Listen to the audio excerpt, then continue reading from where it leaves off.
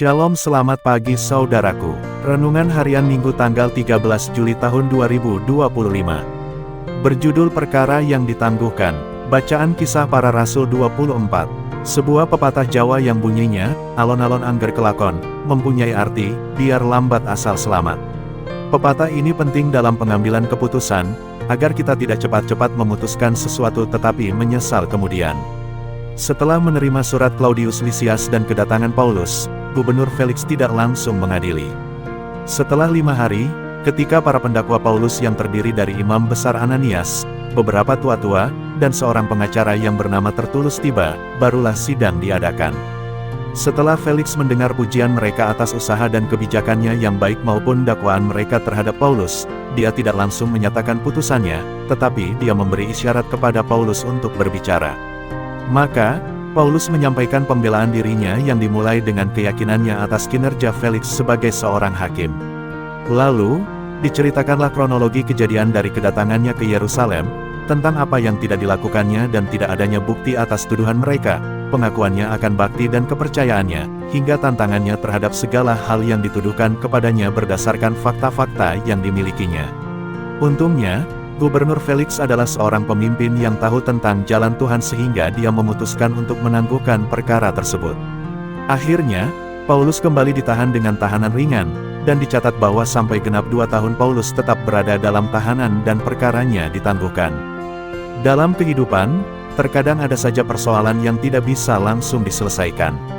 Pada saat-saat seperti itulah kita perlu kebijaksanaan untuk tidak terburu-buru. Ditangguhkan bukan berarti diabaikan, tetapi mengambil waktu untuk membuat pertimbangan yang sematang mungkin. Di tengah kompleksnya persoalan kehidupan, kita pun perlu menangguhkan hal-hal yang bisa mengacaukan pikiran. Di dalam penangguhan, itulah kesempatan bagi kita untuk menantikan waktunya Tuhan dan mempercayakan diri kita seutuhnya kepadanya. Baca gali Alkitab 2, Bacaan Kisah Para Rasul 22 ayat 30-23 ayat 11. Untuk mengatakan kebenaran memang bukan hal yang mudah tanpa adanya balasan berupa kata-kata kasar, umpatan, hujatan, dan olok-olok, terlebih lagi di media sosial masa kini di mana orang-orang dapat mengatakan apapun secara anonim. Seringkali situasi ini menyurutkan semangat kita untuk menyuarakan kebenaran. Namun, bagi kita yang ingin, tetapi ragu, untuk bersaksi tentang kebenaran, apa yang Tuhan katakan kepada kita. Apa saja yang Anda baca? Jawablah pertanyaan berikut ini. 1. Apa saja yang dilakukan Kepala Batalion? 2. Apa yang Paulus katakan di hadapan Mahkamah Agama, dan apa balasan yang dia terima? 3. Apa yang dia nyatakan kepada Imam Besar Ananias? 4. Apa yang dia serukan, dan bagaimana respons orang-orang Farisi dan orang-orang Saduki? 5. Siapa yang datang di sisi Paulus, dan apa yang ia katakan kepada Paulus? Jika sudah, apa pesan yang Allah sampaikan kepada Anda?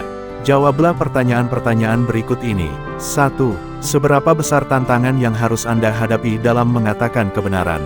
2. Di tengah-tengah tuduhan dan ancaman yang dilemparkan kepada kita, apa yang sesungguhnya dapat kita lakukan? 3. Di tengah keributan, siapa yang hadir di sisi kita, dan apa yang ia katakan kepada kita? 4. Dalam kaitan dengan pelayanan Paulus, apa artinya bersaksi? Jika sudah, apa respons Anda?